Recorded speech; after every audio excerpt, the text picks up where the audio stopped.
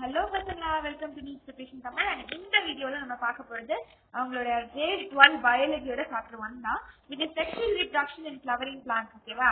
So sexual reproduction in flowering plants எடுத்துட்டோம்னா what is basically sexual reproduction? ரெண்டு parents involve ஆகிறது பேர் தான் செக்ஷுவல் ரிப்ரொடக்ஷன். ஒரு மேல் ஒரு ஃபீமேல் இருப்பாங்க. அவங்க ரெண்டு பேர்கிட்ட இருந்து வரக்கூடிய கேமெட்ஸ் ஃபியூஷன் ஆகி கிராசிங் ஓவர் நடந்து there will be exchange or interchange of genetic material, chromosomal interchange exchange நடக்கும். அப்புறம் நிறைய வேரியேஷன், இவல்யூஷன் இதெல்லாம் பாசிபிளா இருக்கிறது பேர் தான் செக்ஷுவல் ரிப்ரொடக்ஷன். புரிஞ்சுதா? அடுத்து இங்க பாருங்க, ஆக்சுவல் டெஃபினிஷன் கொடுத்திருக்கேன். Type of reproduction is two parents of opposite sex. ஓகேவா? இந்த ரெண்டு பேரண்ட்ஸ் எப்படி இருக்கணும்? ஆப்போசிட் செக்ஸ்ல இருக்கணும். and he participate in the reproductive process and also involve fusion of male and female gametes known as sexual reproduction. Got it? இப்போ நம்ம படிக்க போற கண்டென்ட் பேர் என்னன்னா pre fertilisation events and parts of flowers படிக்கலாம். Stamen and microsporangium இந்த மாதிரி எல்லாத்தையும் படிக்கலாம். ஃபர்ஸ்ட் நம்ம introduction to sexual reproduction. First sexual reproduction என்ன அப்படின்னு தெரிஞ்சுக்கணும். ஓகேவா? Sexual reproduction involves fusion of male and female gametes to produce a diploid organism. ஒரு டிப்ளாய்டு ஆர்கானிசம் ப்ரொடியூஸ் பண்றதுக்கு ஒரு fusion of male and female gametes, male gametes female gametes இது ரெண்டும் fuse ஆகி ஒரு டிப்ளாய்டு ஆர்கானிசம் ஃபார்ம் பண்றது பேர் தான் sexual reproduction. It will provide variation to the progeny that helps in the better survival and help it to gain its own uniqueness within the species. ஓகேவா? அதுக்குன்னு ஒரு யூனிக் ப்ராப்பர்ட்டி வர வைக்கிறது பேர் தான் இந்த செக்ஷுவல் ரிப்ரொடக்ஷன்ல ஒரு மெயின் ப்ராப்பர்ட்டியே. ஒரு மேல் கேமெட் ஒரு ஃபீமேல் கேமெட் ரெண்டு ஃபியூஸ் ஆகுது, உங்களுக்கு தெரியுது. ஒரு ஜைகாட் வித் 2n ஒரு ஹாப்ளாய்டு சேர்த்து ஒரு டிப்ளாய்டு ஃபார்ம் பண்ணுது. நெக்ஸ்ட் பார்க்கலாம், ஒரு ஃப்ளவர்ல ஒரு ஃபேசினேட் ஃப்ளவர் என்னது ஒரு fascinating organ of angiosperms. Flowering அப்படின்றது ஒரு லைஃப் சைக்கிள் ஆஃப் பிளான்ட்ல ஒரு மேஜர் ஃபேஸ். ஏன்னா ஃப்ளவர் தான் ரீப்ரொடக்டிவ் பார்ட்டா ஆக்ட் ஆகுது. கரெக்டா? So when it is flowering take place, it will take place now necessary conditions and favorable for pollination and formation of seed. பாலினேஷனுக்கும் formation of சீடுக்கும் necessary condition, அந்த particular கண்டிஷன்ல தான் flowering is possible. Coming to the next point, pre fertilisation structures and events. Basically பார்த்தோம்னா much before the actual flower seen on the plant, ஒரு actual ஒரு flower நம்ம பிளான்ட்ல பாக்குறதுக்கு முன்னாடி the flower will undergo a lot of decision. ஓகேவா? then the whole phase when the plant will prepare for flowering is called pre-fertilization event. அதாவது நம்ம அந்த பிளான்ட்ல ஒரு பூவை பாக்குறதுக்கு முன்னாடி அது அந்த பிளான்ட் நிறைய டெசிஷன்ஸ் எடுத்துக்கும். அந்த டெசிஷன் எப்படி இருக்கும்னா நம்ம ஃப்ளவரிங் பண்ணணும் அப்படின்னு தன்னை அதை ப்ரிப்பேர் பண்ணிக்கும். அந்த ப்ரிப்பரேஷன் பீரியட் நம்ம என்ன சொல்லுவோம் அப்படின்னா pre fertilisation event. Got it?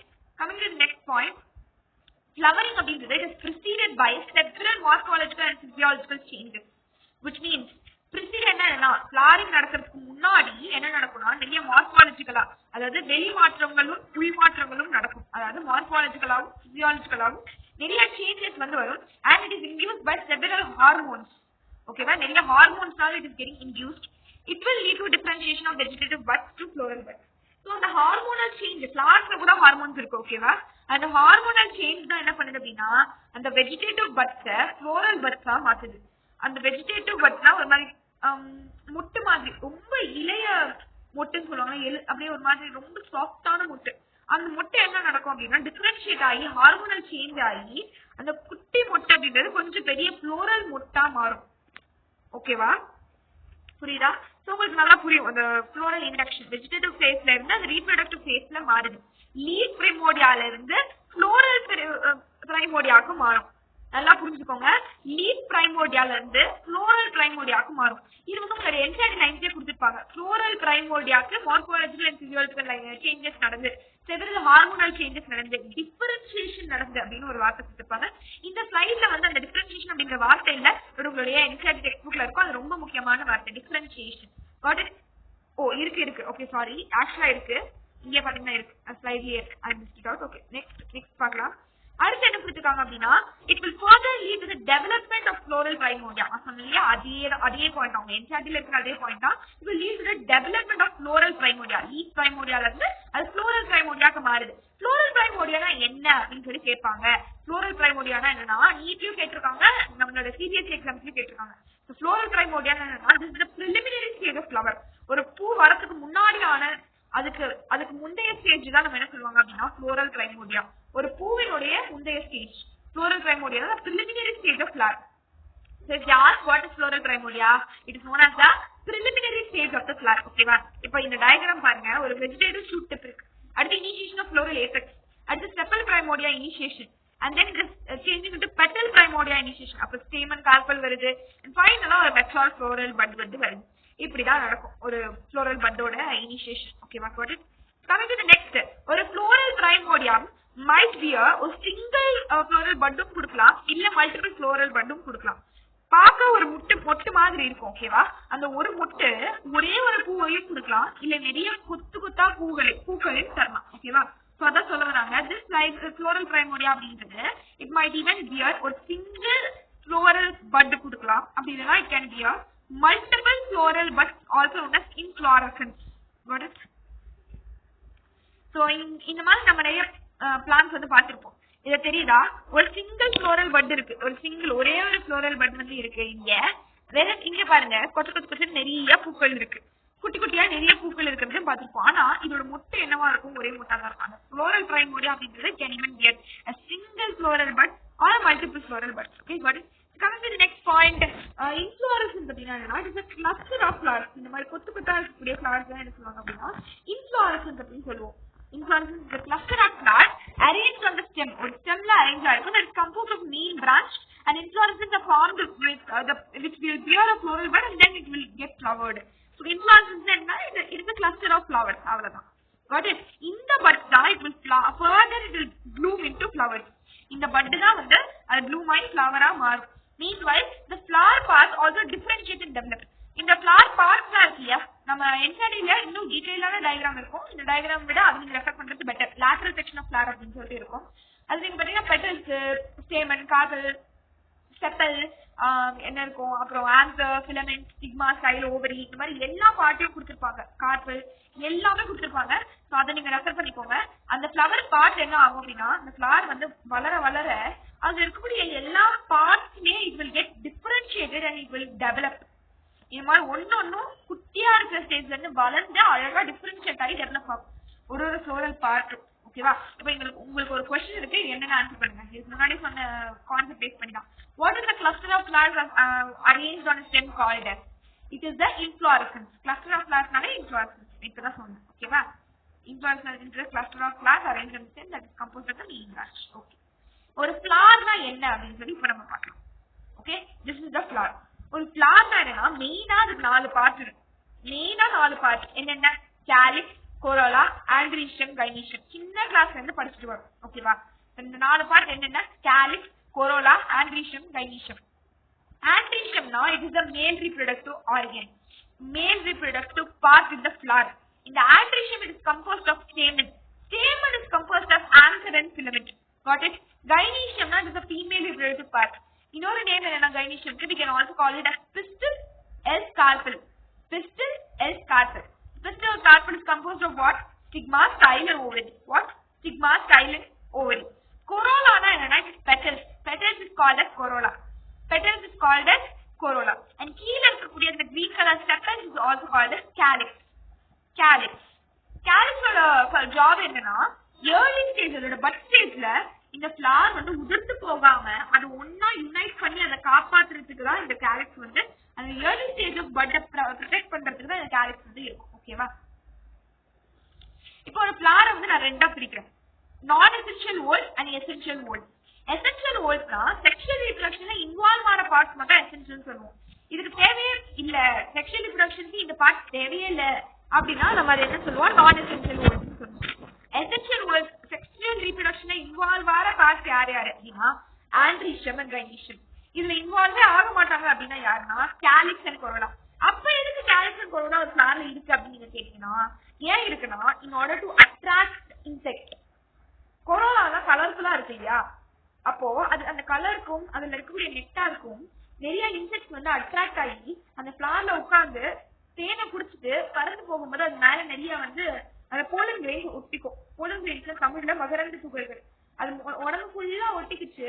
இப்போ அது பறந்து போகும்போது அங்கங்க அந்த போலன் கிரெயின்ஸ் ஒட்டிட்டு இருந்தது, கீழே விழுந்து அந்த இடத்துல புது பிளான்ஸ் இப்படிதான் வளரும். ஸோ அந்த மாதிரியான இது நம்ம என்ன சொல்லுவோம்? பாலினேஷன் சொல்லுவோம். கரெக்டா? அந்த பாலினேஷன் பத்தி நம்ம டீடைலா படிப்போம். ஸோ ஒரு பாலினேஷனுக்கு மட்டுமே கம்ப்ளீட்டா யூஸ் ஆகிறது தான் நம்ம கேரிக்ஸ் சொல்லலாம். அதனால நம்ம இது நான் எசென்ஷியல் ஓல்ஸ் சொல்றோம். மீதிப்படி டைரக்டா செக்ஷுவல் ரிப்ரொடக்ஷன்ல இன்வால்வ் ஆயிருக்கிறவங்க யார் அப்படின்னா ஆம்பிஷன் அண்ட் கைனிஷன். அதனால அவங்களை நம்ம வந்து எசென்ஷியல் தேவைப்படுற ஓல்ஸ் அப்படின்னு சொல்லுவோம். ஓகேவா? இதுல பாருங்க, ஒரு கேலிக்ஸ்னா என்னன்னு சொல்லியிருப்பாங்க. கேலிக்ஸ்னா ஒன்னும் இல்ல, நிறைய செப்பல்ஸ் சேர்ந்தது தான் கேலிக்ஸ்.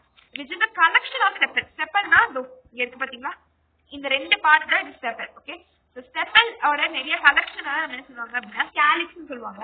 யூஸ்வலா இந்த செப்பல்ஸ் வந்து they are green in colour, பச்சை கலர்ல இருக்கும். நம்ம எல்லாம் ஒரு பேசிக்கான ஹைபிஸ்கஸ் எடுத்து பார்த்தாலே கீழே செப்பல் கேலிக்ஸ் வந்து இது கலெக்ஷன் ஆஃப் செப்பல்ஸ். நிறைய செப்பல்ஸ் சேர்ந்தது கேலிக்ஸ். அந்த கேலிக்ஸ் வந்து it usually green in colour. அது வந்து ஒரு மாதிரி ஓல் மாதிரி ஃபார்ம் ஆகும் பெட்டல்ல சுத்தி. நம்மளோட ஃபிளவரோட பெட்டல் இருக்குல்லையா, அதை ஹோல்ட் பண்ற மாதிரி ஒரு ஓல் மாதிரி அழகா அது புடிச்சிட்டு இருக்கிற மாதிரி வந்து அந்த செப்பல் வந்து இருக்கும். அதுதான் கேலிக்ஸ். இதோட ஃபங்க்ஷன் என்ன நான் இப்பதான் சொன்னேன். It's function is to protect the flower at but stage. அதோட பட் ஸ்டேஜ்ல அது வந்து மொட்டா இருக்கும்போது அதை ப்ரொடெக்ட் பண்றதுக்கு ப்ரொடெக்ட் பண்ற ஃபங்க்ஷனை இந்த கேலிக்ஸ் வந்து பார்க்கும்.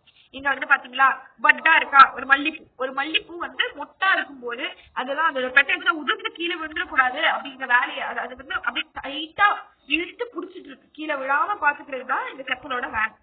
ஓகேவா? ஏர்லி ஸ்டேஜ் ஆஃப் த பட்டை வந்து ஹோல்ட் பண்றதுக்கு, ப்ரொடெக்ட் பண்றதுக்கு. புரியுதா? Flower at the but stage. Simple. இப்போ கொரோலானா என்னன்னு பார்க்கலாம். கொரோலானா என்னன்னா பெட்டல், கலெக்ஷன் ஆஃப் பெட்டல். ஒன்னே ஒண்ணு அப்படின்னா அது பெட்டல். அதுவே இப்ப இங்க ஹைபிஸ்கஸ் ஃபிளவர் இருக்கு பாருங்க, ஒன்னே ஒண்ணு அப்படின்னா அது பெட்டல். அதே மாதிரி நிறைய சேர்ந்தது அப்படின்னா அதுதான் நம்ம என்ன சொல்லுவோம் அப்படின்னா கொரோலா அப்படின்னு சொல்லுவோம். யூஸ்வலா தேர் ஆஃபன் பிரைட்லி கலர்டா இருக்கும், அன்யூஸ்வலி ஷேப்டா இருக்கும். ஏன் அப்படின்னா in order to attract the pollinators. நான் சொன்ன அதே கதை தான், அந்த இன்செக்ட்ஸ் எல்லாம் அட்ராக்ட் பண்றதுக்கு. கேலிக்ஸ் அண்ட் கொரோலா வந்து இவங்க வந்து ஆக்சசரி ஆர்கன் தான், அதாவது நான் எசென்ஷியலி ஓல் தான். இவங்க டைரக்டா செக்ஷுவல் ரிப்ரொடக்ஷன்ல they will not take part. ஓகேவா? ஜஸ்ட் அந்த அட்ராக்ஷன் பர்பஸ்க்கு மட்டும் தான் they are used. இதோட ஃபங்க்ஷன்ஸ் என்ன நான் சொன்ன மாதிரி attraction of insects for pollination. இப்போ நம்ம ஆண்ட்ரீஷியம் பத்தி பார்க்கலாம். எசென்ஷியல் ஓல்ஸாக ஆண்ட்ரீஷியம் பத்தி பார்க்கலாம். நான் சொன்ன மாதிரி ஆண்ட்ரீஷியம்ல என்ன, மேல் ரீப்ரொடக்டிவ் பார்ட், மேல் ரீப்ரொடக்டிவ் ஆர்கன். அதுல இருக்கிற ஒரு ஸ்டேமென்ட்மே இது மேல் reproductive organ. Male reproductive part தான் ஆண்ட்ரீஷியம். ஆண்ட்ரீஷியம்ல இருக்கக்கூடிய ஆர்கன் தான் ஸ்டேமன். ஸ்டேமன் தான் மேல் ரீப்ரொடக்டிவ் ஆர்கன். வாட் இஸ் மேல் reproductive organ? Stamen is the மேல் ரீப்ரொடக்டிவ் ஆர்கன். ஸ்டேமன் தான் வந்து நம்ம மேல் ரீப்ரொடக்டிவ் ஆர்கன் சொல்லுவோம். and androecium is itself composed of stamen. ஒரு ஸ்டேமன்ல என்னென்ன இருக்கும், ஒரு ஸ்டாக் லைக் ஸ்ட்ரக்சர் கால் ஃபிலமெண்ட் இருக்கும், அப்புறம் ஆன்த் இருக்கும். இங்க பார்த்தாலே உங்களுக்கு தெரியும். ஓகேவா? இதுதான் ஸ்டேமன். ஒரு ஸ்டேமன் என்ன இருக்கு, கீழ இருந்து மேல இருக்கும் அந்த ஸ்டாக் லைக் ஸ்ட்ரக்சர் இருக்கா, அது ஃபிலமெண்ட். மேல பைலோபியல் ஸ்ட்ரக்சர் இருக்கா, அது ஆன்தர். ஆன்தர் ஃபிலமெண்ட் இது ரெண்டு சேர்ந்து ஸ்டேமன். நிறைய ஸ்டேமன்ஸ் கம்போஸ் ஆனது ஆண்ட்ரீஷியம். புரிஞ்சிருக்கும்னு நினைக்கிறேன் ஆண்ட்ரீஷியம் என்னன்னு. அடுத்து நம்ம கைனீஷியம் என்னன்னு பார்க்கலாம். கைனீஷியம் is the female reproductive part of the flower and it is made up of more carpels. எப்படி androecium is made up of more stamens, so அதே மாதிரி கைனீஷியம் is made up of more carpels. கார்பல்னா என்ன? it is mainly consisting of மூணு parts. என்னென்ன? Stigma, style and ovary. இதுல பார்த்தாலே உங்களுக்கு தெரியும், ஒரு ஸ்டிக்மா இருக்கும், ஸ்டைல் இருக்கும், ஓவரி இருக்கும். அதுதான் கைனீஷியம். இப்போ பேசிக்கலா இந்த கைனீஷியம் பாருங்க, ஓவரி அப்படிங்கிறது is the enlarged basal part on which lies the elongated tube called style. Ovary அப்படிங்கிறது கீழே கூட ஒரு பேசல் பார்ட். அந்த பேசல் பார்ட் எப்படி இருக்குன்னா என்லார்ஜா பெருசா இருக்கும். ஓகேவா? Enlarge Basel part. அண்ட் அதுக்கு மேல ஒரு elongated tube like structure இருக்கும், அது பேர் ஸ்டைல். அண்ட் அந்த ஸ்டைலோட வந்து ஓவரி எப்படி கனெக்ட் ஆயிருக்கும் அப்படின்னா it is connected to stigma. ஸ்டிக்மானா மேல இருக்கிற அந்த ஒற்ற மாதிரியான பார்ட். ஓகேவா? Stigma is usually the tip of the style. நான் சொன்ன மாதிரி தான். It is receptive surface for pollen grains. pollen grains வந்து ஒட்டிக்க வச்சுக்கும். அது அந்த சர்ஃபேஸ் தான் pollen grains வந்து ஒட்டிக்கும். அதான் நம்ம ஸ்டிக்மான்னு சொல்லுவோம். It's receptive surface. இந்த வார்த்தையை பாருங்க, அண்டர்லைன் பண்ணிருக்கேன் பாருங்க. Receptive surface for pollen grains. It is what? It is receptive surface for pollen grains. Okay, இந்த क्वेश्चन ஆன்சர் பண்ணுங்க. இப்போ நான் சொல்லிட்டு பேஸ் பண்ண क्वेश्चन தான் என்னது இது. Female reproductive whorl of the flower is called. இத பாஸ் பண்ணிட்டு கீழ கமெண்ட்ஸ் போடுங்க, நான் இப்போ ஆன்சர் சொல்லிடுறேன். ஓகே, பண்ணியாச்சா? ஓகே, இப்போ நான் சொல்றேன். The female reproductive wall of the flower is called gynoecium. ஓகேவா? gynoecium. இந்த மேல் reproductive wall என்ன சொல்லுவோம்? ஆண்ட்ரீஷியம் சொல்லுவோம். அதுவே ஃபீமேல் reproductive wall என்ன சொல்லுவோம்? gynoecium சொல்லுவோம். ஓகேவா? இப்போ உங்களுக்கு ஏதாவது டவுட் இருந்ததுன்னா மறக்காம கமெண்ட்ஸ்ல போடுங்க, அதை நான் வந்து என்னால முடிஞ்ச வரைக்கும் சால்வ் பண்றேன். ஓகே, சோ இப்போ அடுத்து யூசுவலா நிறைய பசங்களுக்கு டவுட் வர क्वेश्चन என்ன அப்படின்னா how do insects like bees, butterflies get attracted towards flowers? ஓகேவா? why are they attracted? எதுக்கு தெரியுமா அட்ராக்ட் ஆகும்? நான் சொன்ன மாதிரி நெக்டார் தான் அட்ராக்ட் ஆகும். நெக்டார்னா இட்ஸ் ஸ்வீட் டேஸ்டிங் சப்ஸ்டன்ஸ், அதுக்கு தான் அட்ராக்ட் ஆவாங்க. இப்போ அடுத்த question, what is the difference between the pistil and carpel? Okay, pistil and கார்பலுக்கு டிஃபரன்ஸ் இருக்கா? ஒன்னும் இல்ல, கிறிஸ்டல்னா இட்ஸ் குரூப் ஆஃப் கார்பன். நிறைய கார்பன் சேர்ந்து ஒரு கிறிஸ்டல். இது டிஃபரன்ஸ். கிறிஸ்டல்னா ஒன்னு, கார்பன் தான் நிறைய. இப்போ நம்ம quiz based questions, NEET questions, PYQ அந்த மாதிரி क्वेश्चंस பார்க்கலாம். Let's start. First question, the male reproductive whole of the plant is called.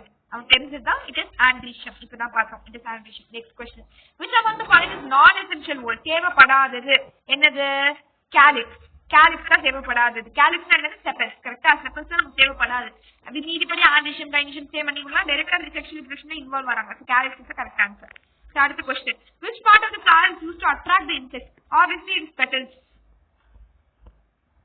Okay, and yeah, milestone is achieved. We completed the first content. This is a pre-fertilization event in the part of the flower. Part of the same and answer microsporangium kulla polam. Adukku munadi we have to know this thing. Name all the 4 whorls present in the flower. Okay, these are the 4 whorls. The flower is made up of 4 whorls, namely whorls na oda parts. Enna 4 parts? First part, first whole என்னது அப்படினா calyx. calyx is made up of sepals. இப்போ நான் சொன்னேன், this is the receptacle. Okay, அடுத்து whole 2 na corolla. It is made up of petals. whole 3 என்னது? andrecium, male reproductive part consisting of stamens which composes anther and filament. And whole 4, female reproductive part, gynoecium, carpel, stigma, style, ovule, ovary. These are the 4 wholes of flowers. Hope you got it. Stamen என்னது? It is a male part, while carpel is the female part of the flower. This is the male part of the flower. stamen பேர்லயே இருக்கும், மென்னு, அதனால male. stamen. ஓகேவா? carpelனா female reproductive part. புரிஞ்சுதா? இப்போ அடுத்து stamen அப்படிங்கிறது it is composed of what? anther and filament. ஓகேவா? அத பத்தி நம்ம இப்ப டீடைலா படிக்கலாம். it is a male gametophyte. pollen grains தான் நம்ம male gametophyte ன்னு சொல்லுவோம், male gamete ன்னு சொல்லுவோம். எல்லாமே ஒண்ணுதான். Which one is called as male gamete? Which one is called male gametophyte? Male gamete னா அது pollen grains தான். pollen grains தான் male gamete. ஓகேவா? the anther எப்படி இருக்கும் அப்படின்னா it's a terminal bilobed structure. bilobனா 2 lobe, 2 lobes இருக்கிற மாதிரியான structure. terminal bilobed structure that produces pollen, male sex cell containing male gametes, which is pollen grains. ஓகேவா? அந்த bilobed structure தான் நம்ம என்ன சொல்றோம்? anther ன்னு சொல்லுவோம். what is filament then? filament na is a long slender sac-like structure where its proximal end is attached to the thalamus or petal of the flower. Okay, filament na என்னது? அது ஒரு long slender sac-like structure. அதோட proximal end வந்து it will be attached to thalamus அப்படி இல்ல petal of the flower ஓட அந்த proximal end போய் attach ஆகும். இதுதான் simple. ஒரு stamen na anther and filament. anther na bilobed structure, filament அப்படினா it is a long slender sac-like structure where the proximal end is attached to thalamus or petal of the flower. simple. ஓகேவா? இப்போ அடுத்து structure of anther பார்க்கலாம். நான் சொன்ன மாதிரி anther is a bilobed structure with each lobe having 2 தீக்காரம். anther bilobe சரிதா? ஒரு anther bilobe 2 lobe. அதுல ஒரு லோப்லயுமே 2 தீக்கா இருக்கும். ஒரு லோப்லயுமே எவ்வளவு தீக்கா இருக்கும்? 2 தீக்கா இருக்கும். இந்த மாதிரி bilobed ஒரு லோப்லயுமே 2 தீக்கா இருக்கு. 2 தீக்கா. அதனால நம்ம என்ன சொல்றோம்? டைதீக்கஸ். என்னது? டைதீக்கஸ். டைனால 2, தீக்கஸ்னா 2 தீக்கா. சோ டைதீக்கஸ், 2 தீக்கா. ஆஃபனா ஒரு longitudinal groove வந்து it will run lengthwise run பண்ணி it will separate the theca. சரிதா? lengthwise அது ரன் ஆகி தீக்காவை செப்பரேட் பண்ணுது. ஓகேவா? சோ தீக்காவை செப்பரேட் பண்ணுது longitudinal groove. ஒரு ஆன்சர் எடுத்துட்டோம்னா ஒரு anther is a 4-sided tetragonal structure. அது நான் வந்து கட் பண்றேன்னு வச்சுக்கோங்க. ஒரு கத்தியை வச்சு ஒரு ஆன்சரை அப்படியே 2ஆ கட் பண்றேன். கட் பண்ணா இந்த மாதிரி தான் இருக்கும். இப்ப நான் உங்களுக்கு ஸ்கிரீன்ல காட்டுறேன்ல, இந்த மாதிரி தான் இருக்கும். இது ஆன்சர் அப்படிங்கிறது என்னன்னா ஒரு 4-sided tetragonal structure. 4-sided tetragonal structure consisting of 4 microsporangia.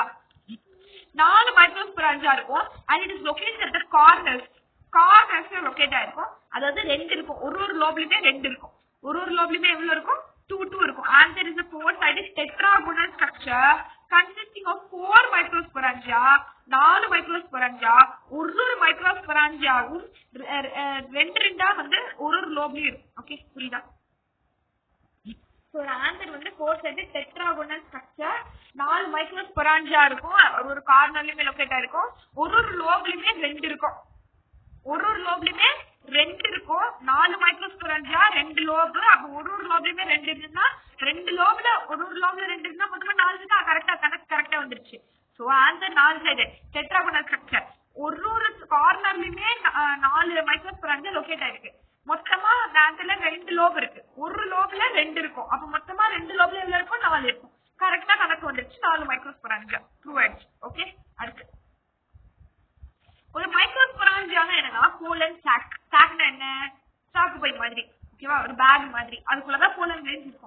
மைக்ரோஸ்பொரான்ஜியா அப்படின்றது ஒரு பலூன் மாதிரி ஞாபகம் வச்சுக்கோங்க. அந்த பலூனுக்குள்ள நான் ஊவர் பால்ஸ் போட்டு வைக்கிறேன்னு வச்சுக்கோங்க. அந்த ஊவர் பால்ஸ் போட்டு வச்சு அந்த பலூனை தான் நம்ம மைக்ரோஸ்பொரான்ஜியா அப்படின்னு சொல்றோம். புரியுதா? அந்த மாதிரி 4 பலூனை நான் 4 கார்னர்ல வச்சிருக்கேன். என் வீட்டோட 4 கார்னர்ல 4 பலூன் வச்சிருக்கேன். அதுதான் இந்த ஸ்ட்ரக்சர். புரியுதா? இதுதான் என் வீடு. அந்த வீடோட 4 கார்னர்லயுமே 4 பலூன் வச்சிருக்கேன். அந்த ஒரு பலூனுக்குள்ளேயே நான் ஊவர் பால்ஸ் போட்டு வச்சிருக்கேன். அந்த பலூன் மாதிரி இருக்கக்கூடிய அந்த பலூன் மாதிரி இருக்கக்கூடிய ஸ்ட்ரக்சர் பேர் தான் போலன் சாக், மைக்ரோஸ்பொரான்ஜியா. அதுக்குள்ள இருக்கிறதா போலன் கிரெயின்ஸ். ஊவர் பால்ஸ் தான் போலன் கிரெயின்ஸ். புரியுதா? It will extend longitudinally all through the length of the anther and pass with the pollen grains. ஃபுல்லா pollen grains ஆல pack ஆயிருக்கும். புரியுதா? அடுத்த கான்செப்ட் ஒரு question. Dicticus anther consists of what? எவ்வளவு மைக்ரோஸ்பொரான்ஜியா in each lobe? மொத்தமா 4 மைக்ரோஸ்பொரான்ஜியா 2 லோப்ல. So B is the correct option. கரெக்ட்டா? Okay. Fine. Structure of microsporangium பார்க்கலாம். மைக்ரோஸ்பொரான்ஜியம் ஓட ஸ்ட்ரக்சர் எப்படி இருக்கு? மைக்ரோஸ்பொரான்ஜியம் ஓட ஸ்ட்ரக்சர் எப்படி இருக்கு? So structure of microsporangium எடுத்தோம்னா typical microsporangiumல it will appear near circular in outline and it is surrounded by 4 wall layers. என்னென்ன wall layer னு எப்படினாலே நீங்க ரிப்பீட் பண்ணுங்க, அப்பதான் உங்க மைண்ட்ல ஏறும். It is epidermis, endothelium, middle layer, tapetum. என்ன? epidermis, endothelium, middle layer, tapetum. Epidermis is the outermost layer, endothelium அதுக்கு next layer, middle layer அதுக்கு next layer, tapetum அப்படிங்கிறது தான் innermost layer. இந்த டயகிராம் பார்த்தாலே உங்களுக்கு புரியும். இப்படி இருக்கிற டயகிராமை நான் ஜூம் பண்ணி இப்படி காட்டுறேன். எப்படி இருக்குன்னு பாத்துக்கோங்க. வெளியே இருக்கிற outermost layer epidermis, அதுக்கு next endothelium இருக்கு, அதுக்கு next middle layers இருக்கு, உள்ளால வந்து என்ன இருக்கு? tapetum இருக்கு. tapetum இருக்குன்னு சொல்லிட்டேன். ஓகேவா? அதுக்குள்ளதான் என்ன இருக்கு? மைக்ரோஸ்போர் மதர் செல் MMC இருக்கு. MMC னா உடனே மெட்ராஸ் மெடிக்கல் காலேஜ் இல்ல microspore mother sell. What is microspore mother செல்? இதெல்லாம் படிச்சாதான் அங்க நீங்க போக முடியும். சரிங்களா? ஃபர்ஸ்ட் இது படிக்கலாம். அடுத்து ஸ்ட்ரக்சர் ஆஃப் மைக்ரோஸ்பொரான்ஜியம் பார்க்கலாம். நான் சொன்ன மாதிரி அந்த 3 அவுட்டர் லேயர் இருக்குயா, நான் டிக் பண்ணிருக்கேன் பாருங்க. Epidermis, endothelium, mid layers. அந்த 3 அவுட்டர் லேயர் என்ன வேலை, என்ன பெர்ஃபார்ம் பண்ணும், என்ன ஃபங்க்ஷன் பெர்ஃபார்ம் பண்ணும் அப்படின்னா it will help in the protection. What? Protection. What is protection? And it will help in the dehiscence of anther in order to release the pollen. Dehiscence என்னன்னா உடையிறது. Answer வெடிச்சிடும். Answer வெடிச்சு அதுக்குள்ள pollen grains தான் வெளியே வரும். அப்படிதான் pollen grains அந்த ஃபிளாரை விட்டு வெளியே வருது. புரியுதா? 3 அவுட்டர் வால் லேயர்ஸ் இருக்கு, மொத்தமா 4 இருக்கு. அந்த 4ல outermost 3 layers epidermis, endothecium, middle layers. வேலை என்னன்னா ஃபங்க்ஷன் என்னன்னா it will help in protection and help in the dehiscence of anther to release pollen grains. innermost wall layer தான் tapetum. tapetum ஓட வேலை என்னன்னா it will nourish the developing pollen grains. வளர்ற pollen grainsக்கு nutrients கொடுத்து nourish பண்ணி சத்து மிக்கதாக வளர செய்வதுதான் இந்த tapetum. புரியுதா? So innermost wall layer is called tapetum. It nourishes the developing pollen grains. Nourishes the கேட்பாங்க. இதெல்லாம் ரொம்ப முக்கியமான CBSE based questions. What are the functions of the outermost 3 wall layers? Which are endothelium, epidermis, middle layer. அவங்களோட function என்ன? Protection and dehiscence of the anther to release the pollen grain. அதுவே innermost layer of the tapetum ஓட function என்ன? In order to nourish the developing. நல்லா பாருங்க, developing and going to develop இல்ல, developing pollen grains. புரியுதா? developing pollen grains தான் அது nourish பண்ணும். Hope you got it. Next பார்க்கலாம். 2 anther regions separated by anterior region by a deep groove but are attached to each other and are connected at back side by a sterile parenchymatous tissue called connective tissue. It will possess a vascular stand. தெரியுதா? ஒரு vascular stand இருக்கும். connective tissue ன்னு கேட்பாங்க. 2 anther region இருக்கா, அந்த 2 anther region ஒரு anterior regionனால ஒரு deep grooveனால separate ஆயிருக்கு. பட் அது நான் அட்டாச் பண்ணி ஆகும். அதை நான் எப்படி அட்டாச் பண்ணிருப்பாங்கன்னா ஒன்னொன்னுத்தையும் பேக் சைட்ல attach பண்ணிருப்பேன் by a sterile parenchymatous tissue.